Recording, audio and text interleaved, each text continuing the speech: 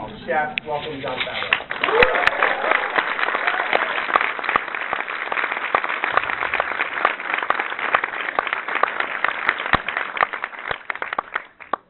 Right there.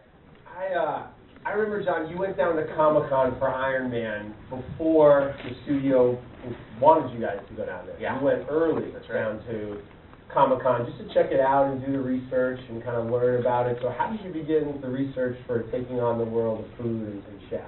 For this? Oh, well, I've eaten a lot. That's how I started. And then I really like watching Top Chef, reading Anthony Bourdain's books, like Kitchen Confidential years ago, and there was just something so cool about that world to me. And I bartended. I've been in the service industry.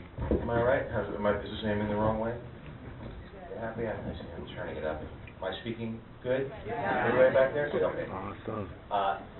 And I knew I wanted to do something about a chef and about something in the food world. I didn't know that I wanted to play him. I thought I would just be writing it. I tried to work chefs into things, and then once I came up with the script, and this is one of those scripts that hit me all at once, and that hasn't happened since Swingers, where I wrote it down. Thank you, Dad. I scribbled it all down. And are there any writers here? People write? Yeah. So you may relate to this. I have a lot of awesome 8-page screenplays, and even a couple heartbreaking 50-pagers that I just can't. And so when this idea hit me, I made sure I wrote the whole thing and locked myself up pretty much for 2 weeks and got it out. And when they come fast to you, you're on to something that's important to you on some level. You might not be conscious of it. And then I realized I wanted to play the guy and just do it really small. And that's when I started training. Well, talk to me about that, because when you direct a big movie, an international event like an Iron Man or something like that, it takes up so much of your time. Yeah. I haven't seen you in a lead in a long time. No, I haven't. I thought I wasn't going to do it anymore, but it just felt, I just wanted to do the movie in a way that I had a very clear vision about what I wanted. And when I work with actors, I get great actors, and I really give them a lot of freedom to invent the role with me. And so much of what's been great about the work that I've done with actors like Robert Downey, Vince Vaughn, Will Ferrell, is because they brought so much to the table, and I just have a really good eye for casting. And you strip those casts away from any of the films I've been on, and they're very inferior to what it would be. Well, I remember when you were starting out directing and taking on bigger projects, you oftentimes referred to your experience as an actor helping you as a director. But now returning to a leading role, how has your experience now, having had a couple big movies under your belt, helped you as an actor? How has, being an established director now helped you return to acting? I just have confidence that I don't think about it that much, and I don't make a big deal of the directing, and I know how to talk. I know what every crew member does. I know their job, and I respect what they do, and so when I speak to each crew member, I'm speaking to them from a place of knowledge of respecting their field, and you get a lot more out of people that way. And sometimes there's little adjustments that I can make without that are to lower the stress level. Like I'll know if they mic me a different way, or where to put the boom, or how to light the scene, if they're having problems with the way I like to shoot, which is essentially 2 cameras, run and gun. Let's match up so that we can get a really natural performance, and the takes will match each other's take. So much of the time in the editing room, as a lot of you know, you get great stuff in dailies, and then you try to cut it together, it doesn't work. When you get 2 cameras going and you match up, and that was something I learned from Jimmy Kahn when I worked with him on Elf. So show business to deal with Jimmy Kahn, yeah, Jimmy. And I have worked with Marty, and he works in a very similar way. Jimmy, Marty, and we were talking about Francis Ford Coppola. He said he said the thing that Coppola did.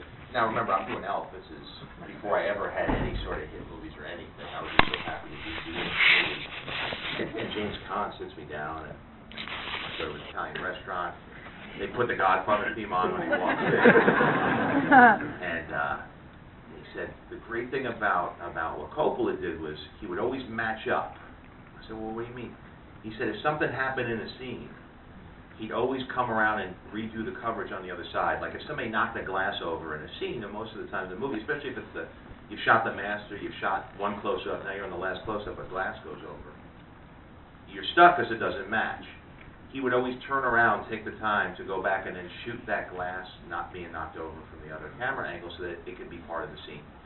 And he talked about like when he smashed the camera outside the wedding scene in Godfather, you know, all these things that were improvised or impulse moves Francis would leap on. And if you think about like Luca Brasi rehearsing his, you guys, is this too old? Okay, it is South by, I don't know, it's like you're all like, on The Godfather, you can Google it. There's a sequence where Luca Brasi, who was played by, not an actor, but a professional wrestler at the time, was rehearsing his lines because he was so scared of being an actor. And what happens is he's about to ask a favor or pay tribute to Marlon Brando, who's probably the most intimidating actor to be doing a scene with. And he was so nervous with his lines that he was rehearsing it, waiting for a scene, and they put a camera on him. And they actually cut to him rehearsing as though the character's rehearsing for the conversation that takes place. And it's probably the worst take, the first take, but they used it. And like in Elf, Mary Steenburgen's voice cracks as she's singing at the end of the movie, and she was like, "Oh my God, you used the worst take," but then she says, "Oh, that's so great," because it made her seem... Well, you're able to find, whether you're doing a big movie or something smaller like Chef, these little kind of indie staples, these little things you do, but coming from the world of independent film, that you're able to take to... And I like naturalism. So really the bigger issue is what I took from my old roots and how I get that to be in the big movies. Because coming back to Chef is like, to come to a festival, like now that I could appreciate this. Festivals at first are cool because it's your first time being interviewed and your first time being treated like a movie star, or people are appreciating your work. And it's like you're working your way up to the big leagues, which is like you're going to do the big talk shows and the big... But now that I've done all that, I realize that the fun part is this, especially on a movie of this size, where it doesn't get better than the experience that I had at the premiere the other night and at the party. And it's also very rare to be able to bring a movie to South by that actually takes place in Austin. Yeah. Some of the movies too. I knew it would go over. Just by a show of hands, how many people saw the film? Oh, great. Oh, great. Oh, good, thank you. And the others, and if you guys like the movie based on what I say, and the people who haven't seen it, we're going to double the box office already. Well, what's cool is that, like the end of Made, if you sit through the credits, there's a big American flag at the end, and you have that in this as well. It's obviously something that you're very proud of being able to shoot. Made in the USA. Made in the USA. Yeah. Obviously, it's been difficult on some of your other bigger movies to do that, but how hard is it to shoot in the States? Talk about your experience, obviously, here in Texas. It's, well, here is, we got a show, Revolution, that shoots here, and, thank you, we got a white one. That explains a lot. And I've spent a lot of time here, because when I was starting off, you know, this was a hotbed of the internet blogosphere before anybody else was covering, especially genre geek stuff, and all the old Alamo Draft House. That's the first place we showed Made, and we showed clips from most of my films there. And I've always made Austin a stop on if we're ever going to, like when Robert and I were going to New York to promote Iron Man 2, we stopped on Robert's jet in Austin. I know it's very hard to actually land and take off again and get some barbecue also.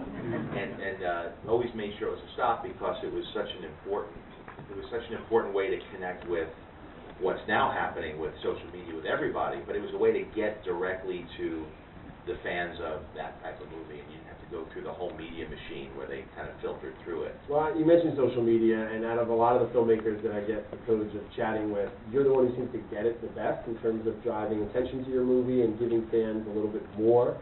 Have you ever had any pushback with the studios, especially on big movies? If you tweet out a photo of Robert's suit or something. No, I've always been good. Like, I've always tweeted the right thing. I've never crossed the line because I was an early adopter and I kind of got it. but they just don't like the lack of control. And I remember once on the set, we were building sets for Iron Man, and it was an empty stage with just the whitewashed walls, and it was Matty Lee Batik, the cinematographer. I shot a picture from there, and said, us on this, you know, getting ready, for prepping for Iron Man. There was nothing in that picture that was at all sensitive. And it got tremendous coverage of people retweeting it and it being picked up by fan sites. And immediately it was like, do not send anything out. You know, this is sensitive. But I know what you can show and not show, and what's nice about social media is all they want is access to a real-time moment of your life, like you're checking in with a phone call or something with somebody who's a friend of yours. So they're not looking for something that's salacious necessarily. It's just the real-time connection and the familiarity.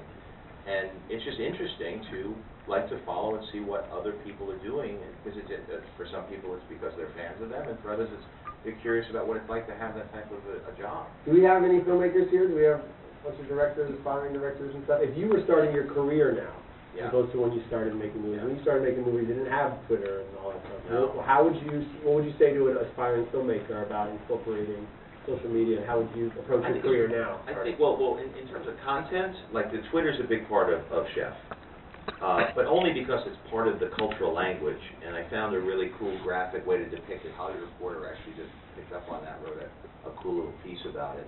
But I use the graphics people that I've known through doing VFX to show what Twitter really kind of feels like, and it animates into a little bird and flies away. It's kind Your of fun. character, for those who haven't seen, knows nothing about Twitter. Knows nothing, and my 10-year-old son's teaching me about Twitter, and of course, I decide to use first time I post something, I accidentally do a reply that I think is private to a critic that just tore me a new asshole. Can I say asshole? South by South. Yeah, okay. Tore me a new asshole, and then I didn't realize replies are public. I thought I was sending him a private text, and next thing you know, a flame war starts, ending up with me publicly humiliating myself and my career getting collapsing. So to me, that was just a great tool, but much like the way the answering machine was used in Swingers, it was not a movie about answering machines, but that was part of what the culture was at the time. It was pre-cell phone, and answering machines were a big deal, and how you left a message was an art form, and you could really ruin your whole life with one bad message. And now with Twitter, it's exponentially more horrifying. With a stake, you could ruin yourself with one bad night of drinking. You mentioned that your character in the film kind of gets into it with Oliver Platt, who plays a critic. And you mentioned that you read a Hollywood Reporter article recently. You're a guy who keeps tabs on what critics are saying, and you read a lot of the industry magazines. And has that been challenging for you over the years? Sometimes when you see somebody not respond to your work the way you want it to? In the early days, it was. I've learned though to watch. You know, it's like when you have that sort of antenna for spoilers, even on Twitter. And it's amazing how you can catch yourself at 140 characters going, on True Detective this week, it was so, like, okay, next one. You learn not to read things that you train your brain to selectively scan. But should young directors read the reviews of their films and their projects and things? I think the young generation knows more than my generation does, because my kid, he knows what's online is like reading a bathroom wall half the time, and you shouldn't take it personally, whereas people who are my age, when somebody writes something, it's like if somebody said it to you in the street to your face, which isn't the same thing. So the character in the movie doesn't understand that. But my dad still thinks writing an angry letter to the New York Times makes a difference. Does he? Yeah. It's a different level of. Now it's like everybody's plugged into everybody else, and the little kid who's 10 is like a master of social media and takes the account that, of course, swelled to tens of thousands of people, and uses it to promote the new food truck. And so you see the sort of dark side and the positive side of social media in the film. But what's good about social media, I will say, which is different than when I started out, is you could put your movie, you could distribute your own movie. If you make an awesome movie, it doesn't have to even be a full feature length. You could put your work up, and people can see it. And so you could film on a 5D, you can cut on a laptop, and you could post it. And if you're doing something relevant and cool, there's no gatekeepers anymore. It's like what happened with the music industry, you know, that sort of Bieber generation of people who could put out their talent and it will be found. If there's a great filmmaker, they're always looking for talented people out there, and I've worked with some of them. You know, Freddie Wong was doing some stuff, and I engaged him to do some promotional stuff on Cowboys and Aliens, and I said, here's a budget, go, let's make something that you, in your voice. And it gets out to a whole different group of people. I would imagine it was refreshing to go back to a smaller type of film. Obviously, you enjoy doing those big, huge event movies, but to do something like this that's scaled down is a nice break or refreshing, if you will, recharge your battery. Do you now itch for another $200-300 million movie? I'm doing Jungle Book next, live action, which is a mix of CG and live photography, and it's like, are we to the point yet where you can really show animals naturalistically? Can you achieve that level of naturalism with the technology? And if you can, there's a whole new world that's opened up with what you can show, because we did good with hard surfaces with Iron Man, because I'd seen in Transformers they really broke some new ground, and that's really what allowed Iron Man to get done. That's why that movie was fresh, because nobody could ever show that type of stuff except like Rocketeer with stop motion and things. It wasn't really available yet. But now with CG that blends perfectly when it comes to metal surfaces, it opened everything up. You knew that Iron Man was going to be big and there was an audience that was waiting for it, but I'm sure you didn't know just how big. We didn't know. So when did you realize that, oh, this is something that is bigger than any of us could have ever done? At Comic-Con we got a good idea. you get a good sense of, we showed some footage. Yeah. People were like, yes, Robert's the right guy. They were willing to root for him.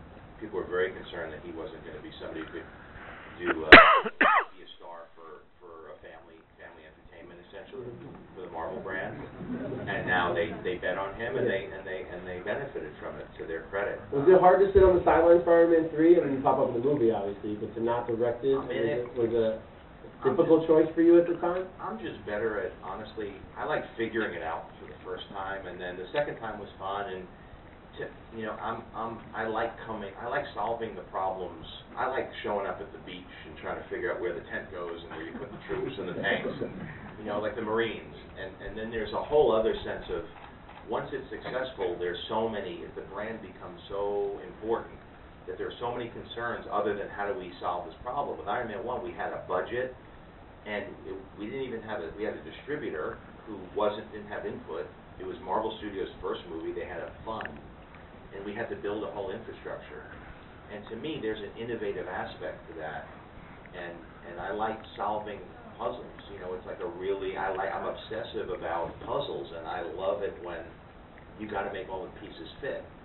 And once the plate's already spinning, to keep it spinning, there's a lot of pressure with that. And the more you try to be innovative, oftentimes you disappoint the people who are already fans of the franchise, because if you change too much, it changes the personality. Not getting back to that Twitter stuff, is you did a good job throughout that whole process and throughout the whole kind of explosion of Iron Man, of continually checking in with that hardcore group of fans. And if you look at like Joss, I mean, he's really good with Avengers because he has this great comic book knowledge and was able to You didn't really have going into all this. I didn't really have, no. Like, to make, like, the relationships between Thor and Captain America, like, I don't understand that. Like, I'd have to figure it out. But I see it in his movie, and I get it, it's funny. And he's able to use the right tone and the comic book tone and work with what was before. And so he's got that kind of capacity to work all that stuff in and together, and now the idea of the Vision with Jarvis and Paul Bettany, I think it's really cool.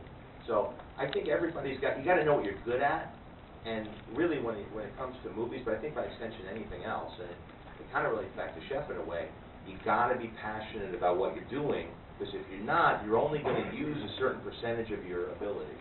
I worked on Wall Street, and I didn't enjoy it back before I started in the film business, and I was getting 20%, out of me, because it just wasn't engaging. But when I'm fully engaged, I'm much more productive. And so I've learned the trick of, and I know for some people it's a luxury because you got to make a living and you can't always pick and choose. But if you have any choice, always go for the thing that is exciting to you, because then you have the chance of being the best of yourself. Well, you sound like your character in the movie now, because there's often a few times in the movie where people say, "Are you happy? You're not making money. You don't have a job, but are you happy?" And you say yes, and that's obviously something that you apply to your real life. And I think people, I think that and I don't mean to be a bummer, but I think most people aren't happy most of the time, and you're trying to figure out how to get happy. and you think it's about getting things or achievements. But as you hit a different stage in your life and you've achieved certain things and it doesn't come through always, you start to realize that happiness really comes from the level of engagement you have with what your work is and with the people who are close to you. And I wanted to make a story about a guy, as many people in Hollywood and the food industry, when they're working more than 9 to 5, they're very passionate about their career and they start to not put in as much attention into the small things in their personal life. And next thing you know, families fall apart, you lose touch with your kids, you're disconnected. And then this work that you put all of that work into, you've lost your soul with that too. And so when I'm younger, you want to tell a story about somebody who's coming of age and learning what they want to do and, becoming a hero. In this one, it's about people who have lost touch with what's important and then reconnecting and being reinvigorated with everything. So that's what I set out to do with Chef. And you can't do that on a big scale. You got to pick a smaller movie if you want to speak to that specific theme, because it's not a big Friday night teenagers, going to get baked and go see Chef. Chef community, you never know. They might. Well, you mentioned you haven't had the passion to write as quickly as you did since Swingers. Yeah. 18 years now since Swingers. That's right. Which is really crazy. Are you surprised though where you go and how you get recognized in that movie, considering everything you've done? It's really taught me a lesson, because Swingers kind of did not do well at the box office. No. It made like $5 million. It cost like $300,000. It did. But Miramax acquired it for $5 million, so it wasn't like a win. And on either side of us, you had like it did well for you. It did well for the people who put the money up. Yeah, and it did well for me career-wise. And I did buy a used Cadillac with my back-end money, so I did feel like a bit of a star. But it's amazing, the movies that do the best aren't necessarily the ones that culturally resonate. And movies like Elf, where it's on every year, that's tremendously gratifying. And Swingers, where people who are far too young to remember or have been around for that era still connect with it, that's tremendously gratifying. And then other things like with Zathura, people are kind of figuring it out now that like Josh Hutcherson and Kristen Stewart have their own big franchises. People are going back and finding that piece. And are you amazed now that as you have a bit of a catalog that there is that rediscovery and that you live on forever? I love it. And that's another great thing about tech, is that everything's available always. It used to be that once that movie was out and done, you could see it on video, but does it bother you that if someone says, "Hey, I saw your film, but I watched it on my phone," or "I watched it on my tablet"? You love it. I think it's some great. filmmakers get really sensitive about that, and they have to see it in the theater with the sound. It depends what movie it is, but it sucks for them. I mean, I'm glad I went out and saw Gravity in 3D in IMAX, and I cannot imagine, or Avatar, and I've seen it. Some movies I really enjoy. I've seen it playing on TV, and or watching it on the screener. And it's not interesting to me because I know what it was like there. So you don't kind of know what you miss when you see it in person. But for most of the stuff, I mean, Jungle Book, it'll be designed for that, and that's where the studios make their money, is in theatrical release.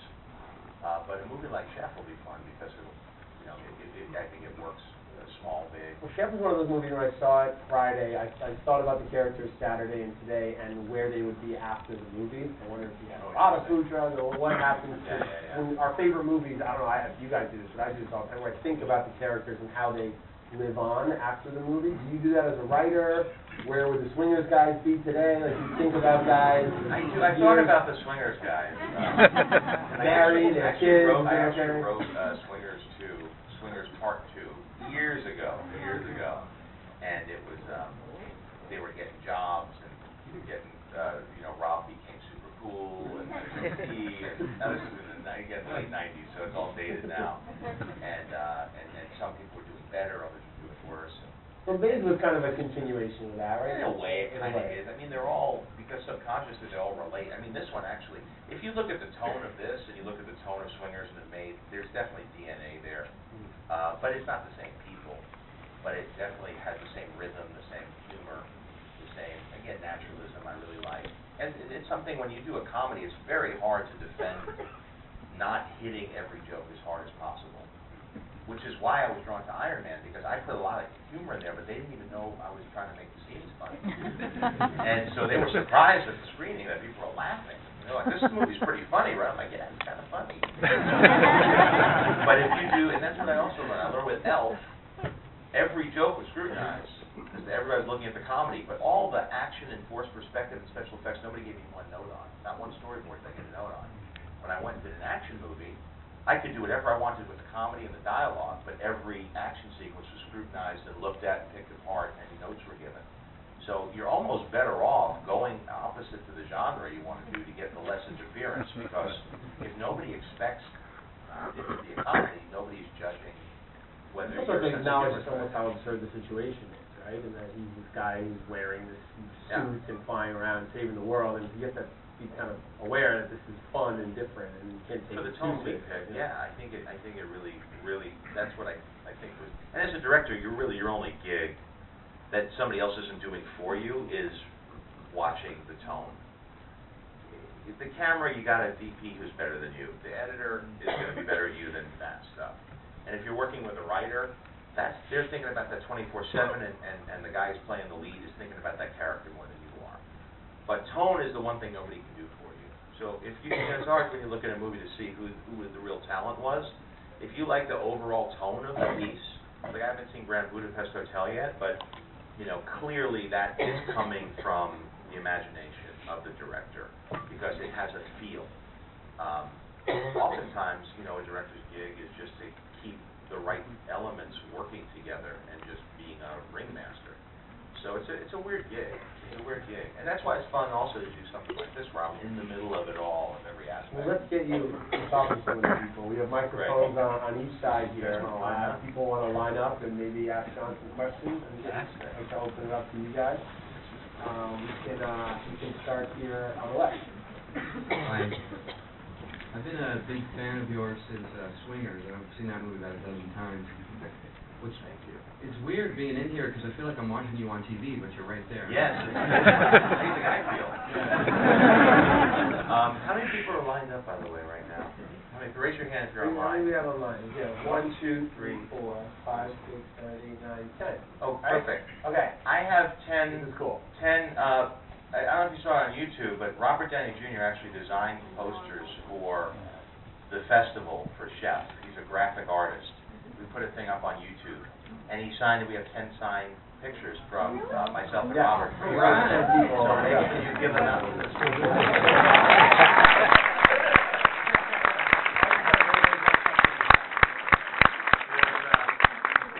Not the last one. You got one? Do we have enough? Smart enough to jump online after maybe now? It works pretty well. Yeah, it worked well. Okay, right? We had 10. How are we doing? Do you have a question? Or Yeah. It's like watching me on TV. Now it's not. What's the TV you have? Spits out eBayable swag. Dinner for Five, I was just wondering, that's an amazing interview show, how Thank you. You created the mood, because people were so forthcoming, and it wasn't like a typical talk show. They were revealing behind-the-scenes kinds of things, and I'd never seen a talk show like it. How did you get people to be so comfortable? Well, first thing I said to them was, if those of you who don't know, Dinner for Five was on IFC, and it kind of had the tone of what now is a little bit more common with podcasts, where it's just a conversation with that's not user-friendly. It's more geared towards people who are fans and want to see an inside look of those conversations. And back then, it was hard because anytime you're fighting for ratings, you're trying to be accessible to more people. And what's happening now, I might add, is because of the nature of social media and the internet, and you have content that's geared towards very specific tastes that goes very in depth, as opposed to everything being geared for everybody. And that's, I think, for me, it's better because you could handpick who you want to hear about and the way you want to hear them talking. And for Dinner for Five, what we did is, since it was IFC, that was before they had a lot of programming. I did it as a one-off, I said, hey, give me a chance to do one, and I had a lot of creative freedom, and they were happy for me to have guests and just put it up. And it got written up really well and did really well for them, and they ended up doing more and more, but I inherited that initial language for not having a lot of interference. We would just deliver it. And my thing was, let's cut it like a documentary. It was hard to get guests because it wasn't like it could play real time. Because like a documentary, you're pouring over sometimes 3 hours of footage to get a half-an-hour show. But my thing was, speak freely, and you can cut out anything you want. It's not about a gotcha moment. It's so much about when you're doing an interview, when you're on my side of the desk, being the guest, is you don't want to slip up and give them that one thing that's going to be so memorable but really detrimental because you put your foot in your mouth and you said something that you shouldn't have said, and that's the exciting moment everybody's waiting for. It's a bit of a high wire act. With them, I said, there's no gotcha moments. I would rather you be relaxed the whole time, and if something comes out you wish you didn't say, it's gone. And there's a lot of stuff that I never aired because people are relaxed. And I kept the cameras on long lenses far away. I never yelled rolling. I never yelled cut. It would just roll. We'd take one break to switch tapes. People could go to the restroom. We'd eat the main course so people didn't feel like they were eating on camera. That was real food. Real food in real restaurants at night. Cool. So it's everything you wouldn't do for a talk show. You go into a restaurant, either build a set or go into a restaurant during the day. Everything would be staged, stage managers, people on headsets, and I think it shows. And so I just enjoy naturalism in general, whether it's in my films or in my writing or again with Dinner for Five. And it was great. It was a great experience. Right now it's on. There's unauthorized copies up on YouTube, but they did such a nice job digitizing it. Putting it up, I figured it's not on video anyway. So if you ever want to check out Dinner for Five, it's on until it gets pulled down eventually. But there's a really clean, good copy of I think all of it on YouTube. Thanks. It was a pleasure talking to you. Thank you. Cheers. Yeah, Diddy was Dinner for Five. Yeah. We go over here. Yeah, John, thank you for being here on behalf of all of us. Huge Howard Stern fan, and thank you for all of your honesty on that show. It's really refreshing. It's great to see people like you open yourself up in that environment. It's much appreciated by your fans. Question for you, having run the continuum from independent to blockbuster into traditional studio theatrical release environment, what platforms are interesting to you outside of that environment? A lot of us are in the interactive world here. When you look at the Vimeos or the YouTubes or Netflix with House of Cards, can you see your projects going in that way? And that's what I watch.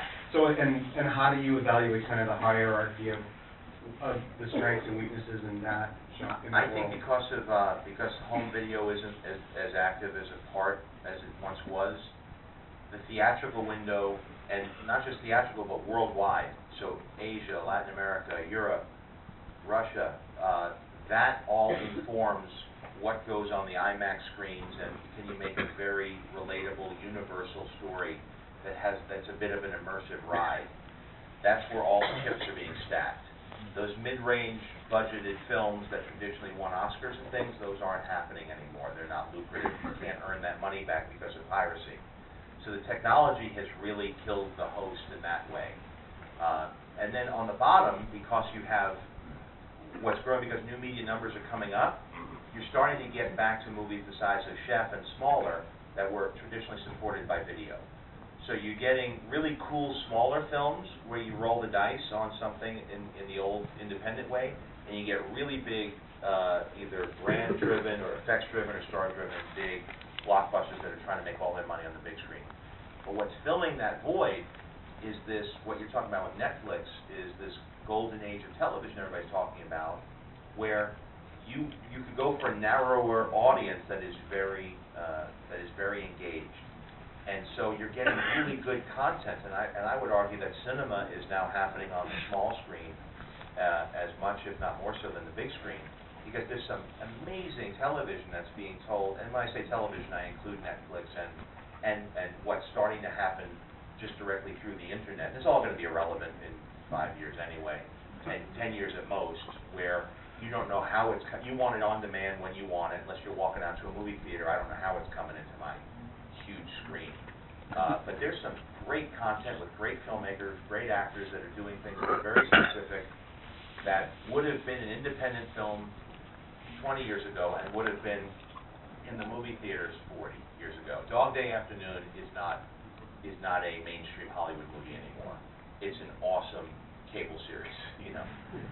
So you're still getting the good stuff. It's just the business model shifting around. And I think ultimately technology is the only game in town. You got to bet on it. You can't keep making buggy whips. So it's a matter of how do you adjust to it. And so I think we benefit both as audience members, and there's ways to tell stories in more than 2 hours, and that's kind of fun too. So I have no doubt that I'm going to be playing in that arena at some point. Thank you. Hi. So I love Elf. I actually own it in French, which is called Le Lutin. That sounds so much more artistic. Much funnier.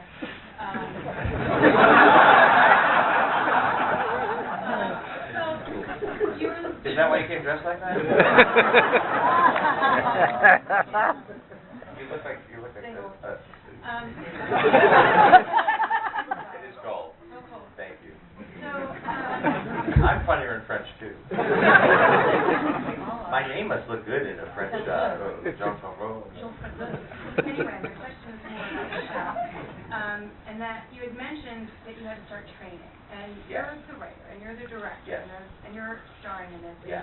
You've done that a couple of times. And Sure. Bacon just did it in Bad Words. and Yes. It's very much his... How did he train?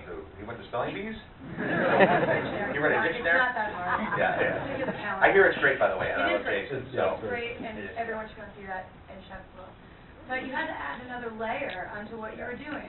Yeah. Which is another challenge. You're always looking to challenge yourself and to go out and do something. What did you do? How did you do that? Where did you find the time? It's, first of all, thanks for the question, thanks for the compliment, all kidding aside. It makes me so happy that people love that film, and to be part of, we always wanted that movie to be part of that was our goal on the set. I was like, if we do this right, we'll be up there with Christmas Story and It's a Wonderful Life, and now we are, and it's amazing to me how happy people get from that. As far as training, for the chef, it's not like I learned to be a director and an actor and a writer. It's all different things. It's one thing, it's storytelling. And so as I was training, and Roy Choi, who started the Kogi barbecue truck back in LA, and really was the first guy who mixed food trucks with mashing up different cultures, and also Twitter happened at the same time, which is why it exploded for him. It was the beginning of the food truck movement. So when I was training with him, I was getting in his head about what it felt like to be in his shoes, but also as an actor getting the knife skills. And it was also something I really wanted to do. And let's be honest, one of the last things I could really play, I can't be a boxer anymore, or a football player. So I got my kicks of being that and wanting, his whole thing was we got to get it right, because so few movies get the chef culture right. And that was part of why it was going to be an R, probably, is because you have to say, the F word more than once if you want to really show what a kitchen's like. So it's kind of a soft R, which is something I never get to do in a studio film. But by being around it, and he sent me off to get training with a traditional French instructor before I ever walked into his kitchen and learned my knife cuts, my mother sauces. And then I started doing prep work, and then working the line, and eventually working the truck, and working service in all his different restaurants, and finally being part of his brigade as we did fixed menu events with other chefs. So I got to meet like David Chang and Wolfgang Puck and talk to all the people. So for me, it was just a really enriching experience, and hopefully the details come out. But it was a great escape, and I really enjoyed it. And it didn't take that long, and it's something I'm going to continue to do afterwards. Your signature dish? No, you don't really learn to cook. I cook the stuff that's in the movie, but really what you learn is to be a pair of hands that could do it, execute exactly what the chef tells you to. And you learn to season, but it's not like you're coming up with these great ideas. There's only one guy doing that as the chef, and everybody else is just a worker bee, but a really appreciated worker bee, and it's a really fun environment to be in service of. That's great. Congratulations. Thank you. on this. Thanks so much. Right. Hi. First off, I just want to say, as an actor, writer, and director, you're a personal hero of mine. Thank you. Like Orson Welles or Sylvester Stallone. So, my question is, you touched on it earlier a little bit.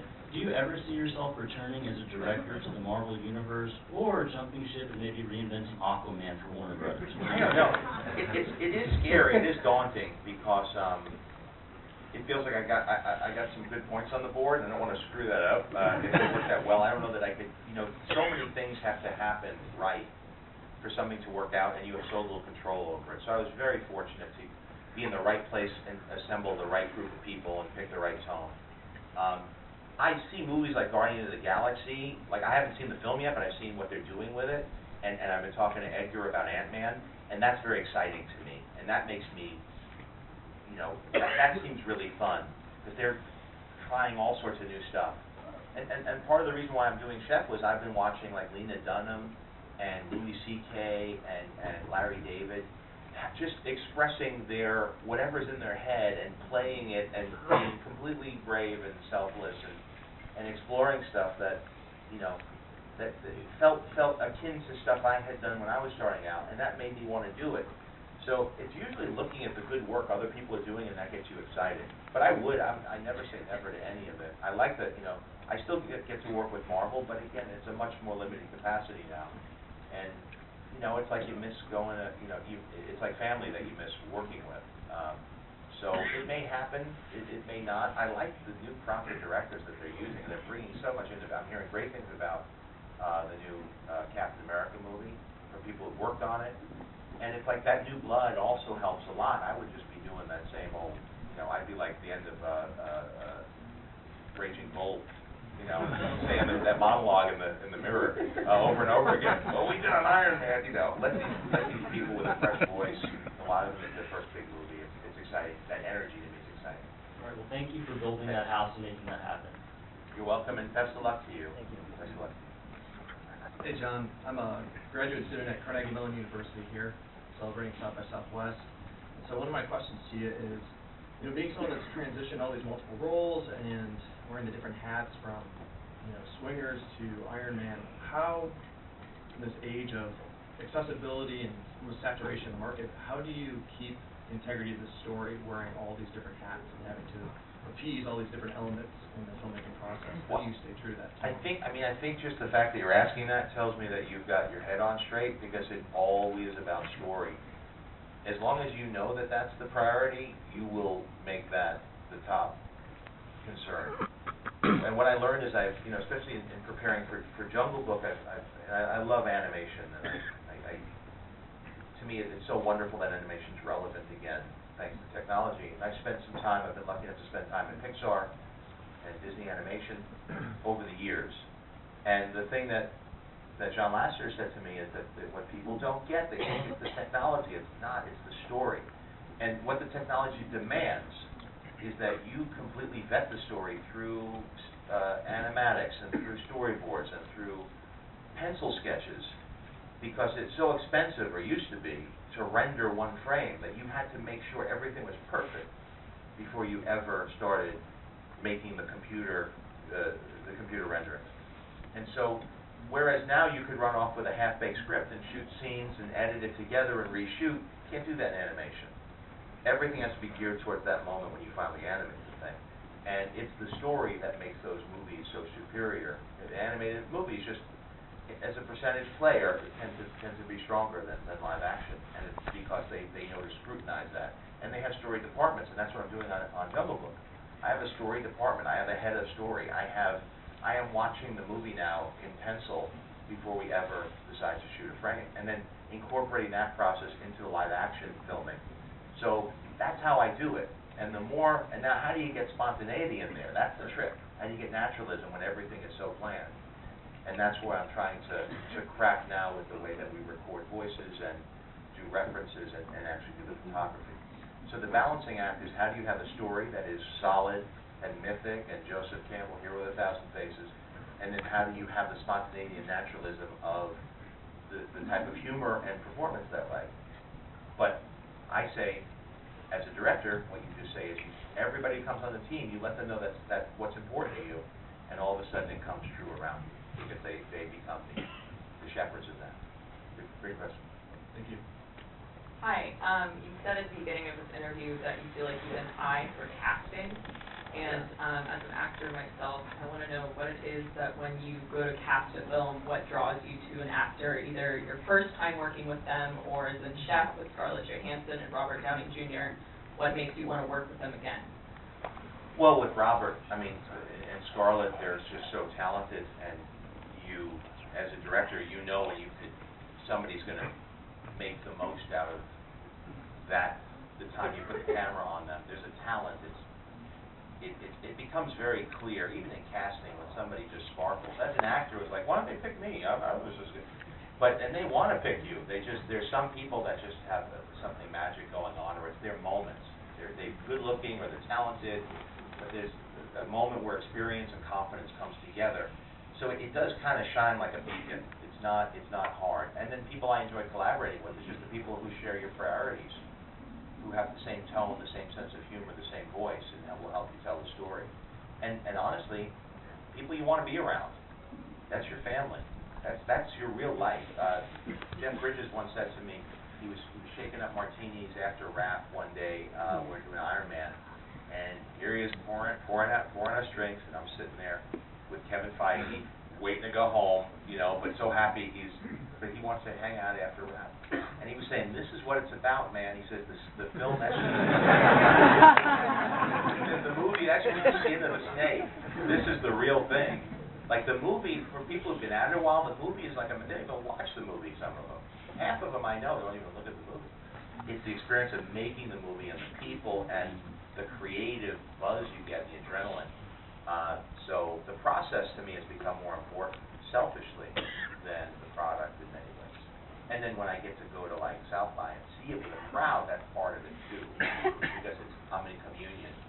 But once it's out there, like Alfonso Cuarón, once he's done doing it, he doesn't even go and watch it with the crowd. He's done. He's worked so hard. He's done with it, which is amazing. But then Guillermo, also, same, very close friends. He loves to watch it with the crowd and get feedback. So it's all different with each person. But for me, do you write now specifically for certain people now that you have a bit more juice? You wrote the character for Jon and this or something like that? Usually. Not for Jon, not on Chef. Chef I wrote it, and then I let them change it into their own words mostly. I didn't write any of the roles for anybody in Chef. Yeah.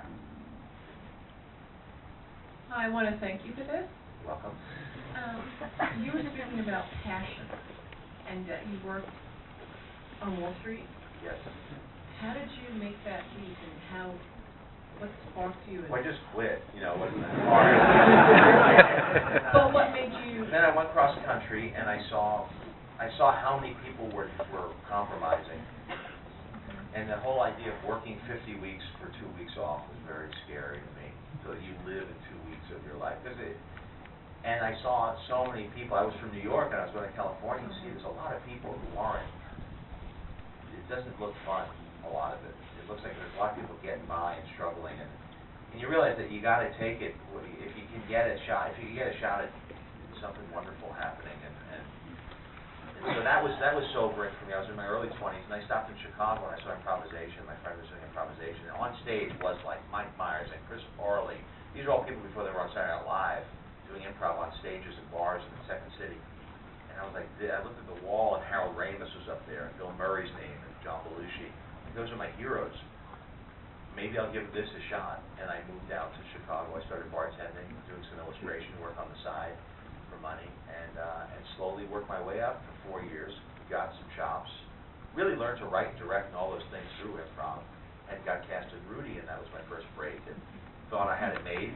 And then the years between that and Swingers is what I wrote about, because you get one break, you think you got it made, you don't. So it's a constant struggle, but at least you're struggling towards something that you're excited about. Okay. That was mine. I'm asking because I have 2 kids, one graduating college, one at sophomore. I just want to make sure, they have passion, that they're happy. And you seem like a very accomplished, fulfilled man, happy.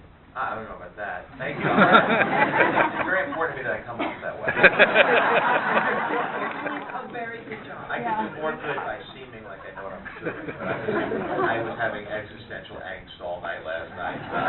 So we all, you will get wet on this ride. That's the deal. But once you can shake hands with that, you can make something good happen and have fun and hit your dreams. And just one thing with your kids, and I'm a father. College, they're not fully baked. Poor choice of words. They're not grown-ups yet, and I didn't know I couldn't hit my ass with both hands till I was 30. So let's afford our kids the same luxury that as we meandered and bumped into walls. And as long as they're not really screwing things up in a way they can't get back, give them room to do their thing, and they're gonna blow our minds. You know, it's a smart generation of people who are, thanks to technology and it's at places like South by, this is what the stuff that's interesting to them is really good, groundbreaking stuff, and it's very encouraging. Thank you. And I'm from Forest Hills, by the way. Are you? Oh, me too. Great. Great. Now, here we are. We made it. Yeah, we have time for some more, right? Yeah. Thank you. Hey, big fan. I'll Really answer like the story of Chef and everything that went on there. Seeing as something that you haven't written a film in a while, I was wondering what separated this one from like the 8-pagers or the 50-pagers. Like, what was the thing? I think it's like getting sap out of a tree for maple syrup. It's just like you got to build up a certain amount of subconscious opinion to that when you bust into it, that it because it's not a conscious thing. It feels like what it's like. It feels like you're when you're writing something good, it feels like you're the first person who gets to read it. You do not feel like this came out of you, and you're enjoying writing it. And I think it's the fact that I haven't done it for so long, and I had such a different perspective on things, and different things I struggled with, and different sort of cautionary lessons that I wanted to share with people, and a feeling I wanted to put out in the world. And just it was very freeing. I had done a lot of pilots and a lot of commercials and a lot of and franchises, and there's so many people to check in with on those things. It was just so fun to not worry about anything but just making it fun and good and something I like. And honestly, and as my wife says, after that you're going to want to go and do something. You always want to trade your problems in for another set of problems. And now after the struggle of that, it's fun to go to Jungle Book, where it could not be more. You need people to draw each thing for you to express your feelings. So there's a lot of rides in the amusement park, and I'm lucky I get to pick which ones I want to go on, which is it's not lost on me how fortunate I am for that. But it was just exciting to me, and I got the most out of myself by writing this simple thing, and the excitement and the enthusiasm and the passion is what made it all happen. And I guess I just wasn't feeling fully that way. I'll go back to some of them. I may do a Yiddish language version of the Golem, but for right now it's a half-written script, and I don't know that there's money out there for that. Thank you. Yeah. Thank you. Good. Thanks, John. I was trying to find out what you kind of talked about your past and Wall Street, scenario that brought you to where you are, time kind of being our greatest asset and our greatest enemy. What do you spend your time kind of fighting for on a daily basis, and the things that maybe pull you away? Oh, that's interesting. Well, the internet, boy, it's a couple clicks from research to watching, people getting, doors slammed on their faces or whatever, or some fail reels or something my kids turning on to. So I think distraction is the hardest thing to keep focused because that same box that you write on now has been infiltrated by instant messaging and these damn games that seem so easy and free and cheap. And next thing you know, they're giving you alerts that you better, your troops are ready to fight. You gotta attack. Just an attack right now. So I gotta stop. Put the script down. I gotta defend my elixir pod. It's not free if you're earning hundreds of thousands of dollars doing a rewrite. Then you're defending your elixir pod. Right? Pretty expensive game. But that to me is focus and laziness is the biggest. And I'm a lazy person, so if I can find something that I'm not lazy about, you'll get a really good version of me. So to me, it's like laziness and distraction. Not anything profound. I'm sorry. It's true. Cheers. Thank you. Hi, John. First off, thank you for Swingers. Gutter is one of my favorite characters. Thank you. Gutter.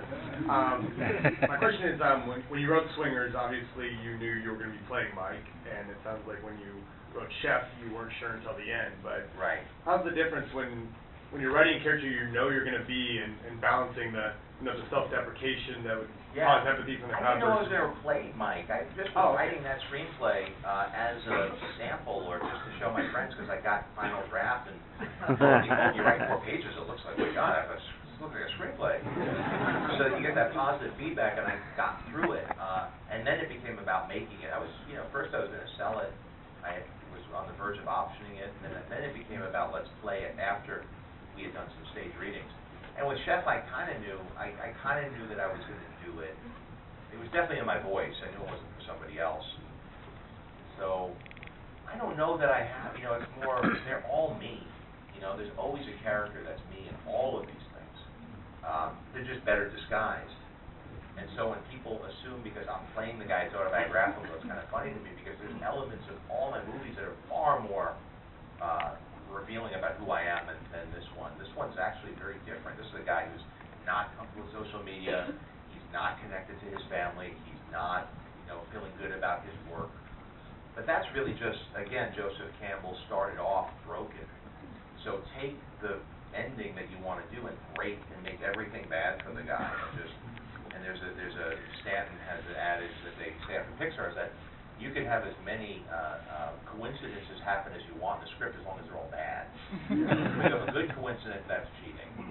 But you can have that parking meter can flip off just before you get to the car, and you can get the ticket, and you don't have enough money in your bank account to pay the ticket, and they're towing the car just as you leave the thing, and nobody ever questions that in the movie. So, you know, really just throw more sharks in the water with the characters, and it makes the journey more satisfying and gratifying. And we have one more, perfect time. Well, I haven't, thank you, by the way, first of all, thank you for coming. And I wanted to say, I haven't heard anybody mention a lot about the authenticity that you had in the show, Chef. And I was a line cook at one point in my life in New York, and I worked with the Papi Chulos and, you know, all of the crazy, you know, That's fun Roy Choi, stuff. right? Yeah, I mean, you know, every day there's some, you know, see or no, and there's no explanation, see or no what, you know. So I had a lot of that. I was a love that I had at one point, living and working in New York. But I wanted to say thank you for the authenticity because honestly, it is true. I don't like to watch movies about chefs and food anymore usually, just because it's not real. It's not. Yeah. And you liked what we did? I loved it. I mean, within the first couple of minutes, your knife skills were blowing me away already. So. Thanks. Some of those are camera tricks, I'll warn you. I didn't think Iron Man, but I didn't train for it. I got these tricks on my sleeve. I was super impressed. I mean, I really got it's true, the passion, like in every other creative aspect. You do have to have a passion to put out the great food and the great, you know, my mouth was watering. So you really sold me, and I loved it. I thought it was amazing. The one question I do have actually is, did you, you know, you mentioned that it sort of flowed really easily for you right at the beginning. Yeah. Was there one little spark right just before it actually sort of made sense to you? What happened was I had, there was a spark. It was me wanting for months and months and even years trying to get a chef character into something I'm doing or repurpose something I'm developing because I wanted to do that world. I wanted to do all that research to learn about it because it was interesting to me. And once you're making a movie or TV show about something, you get all the best people.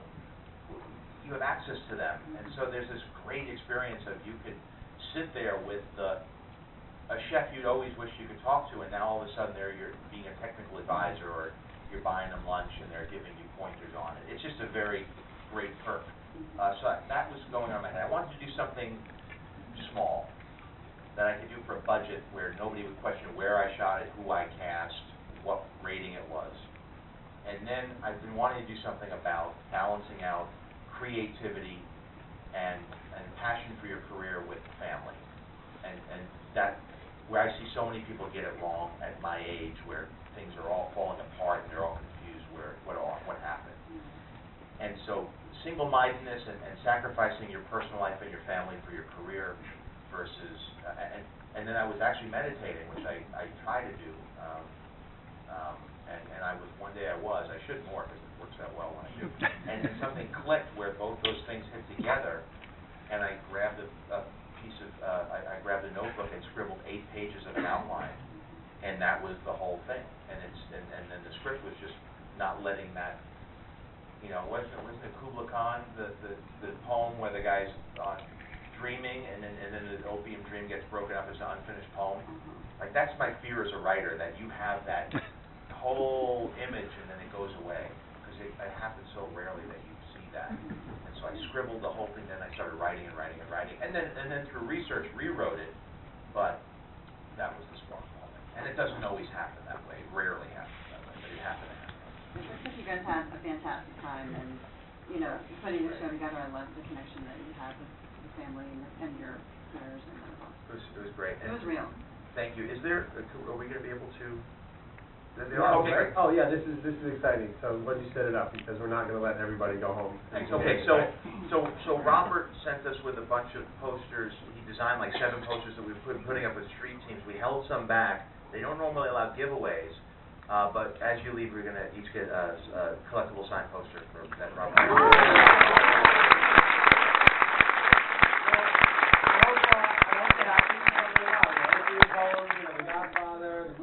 Chef is going out today, so we covered a lot, right? We got through a lot of fun.